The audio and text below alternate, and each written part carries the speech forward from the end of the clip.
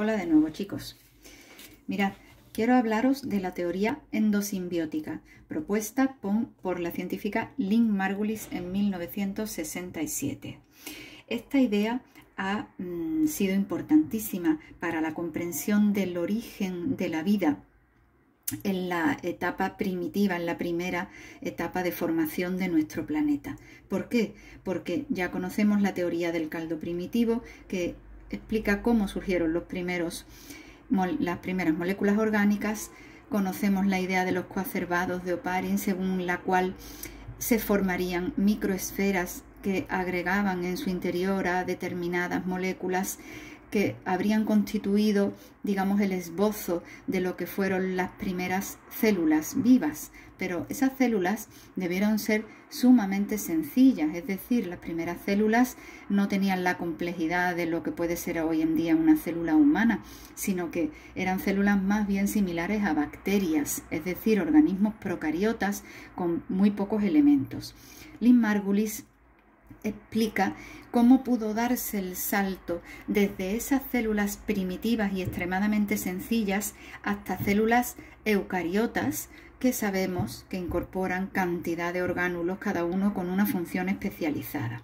Ella propone la idea de la endosimbiosis seriada, que consiste en lo siguiente: partimos de un organismo primitivo surgido de los coacervados de Oparin, que incorpora, que fagocita, engulle a unas bacterias que tenían la capacidad de respirar oxígeno. Estas bacterias serían bacterias aeróbicas, quiere decir que utilizan el oxígeno para sus procesos químicos internos.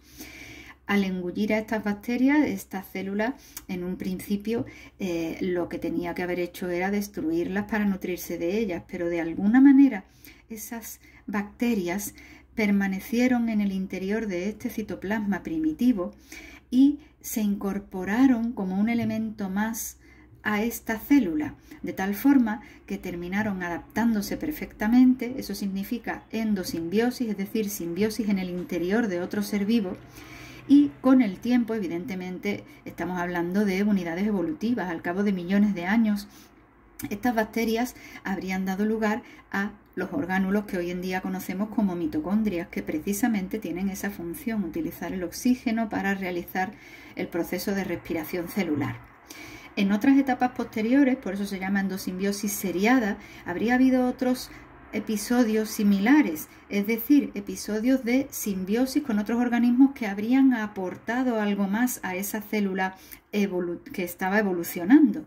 Aquí tenemos, por ejemplo, espiroquetas, que son unas bacterias que existen hoy en día y que tienen un flagelo. Pues la unión de estas bacterias con esa célula que estaba evolucionando podría haber dado lugar a los primeros seres flagelados, que a través de una línea evolutiva que llevó mucho tiempo podría haber generado las primeras formas animales.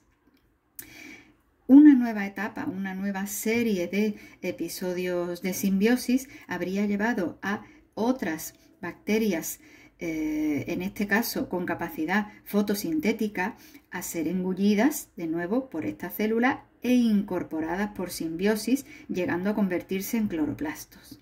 Esta es la idea de Lynn Margulis, que es una idea revolucionaria, pero es una idea que se apoya en pruebas, es decir, tenemos cosas que nos hacen pensar que esto realmente es factible, pudo ser así. ¿Por qué? Porque sabemos, por ejemplo, que tanto las mitocondrias como los cloroplastos son orgánulos de doble membrana. Esa doble membrana podía haber surgido a partir de la propia membrana de la célula y la membrana a través de la cual esta célula grande la engulló. Ese sería el doble compartimento en el que están encerradas. Sabemos también que tanto las mitocondrias como los cloroplastos poseen en su interior una cierta cantidad de ADN, cosa que no pasa en ningún otro orgánulo. ¿Por qué? Pues eso podría explicarse porque estos originalmente habían sido organismos con vida propia, con vida libre, y tendrían su propia información genética. También se sabe que tanto las mitocondrias como los cloroplastos por tamaño podrían haber sido bacterias. Las células eucariotas sabemos que son mucho más grandes que las procariotas. Y sabemos también que estas mitocondrias y cloroplastos tienen en su interior, además de ADN, ribosomas. cosa que tampoco ocurre en ningún otro orgánulo.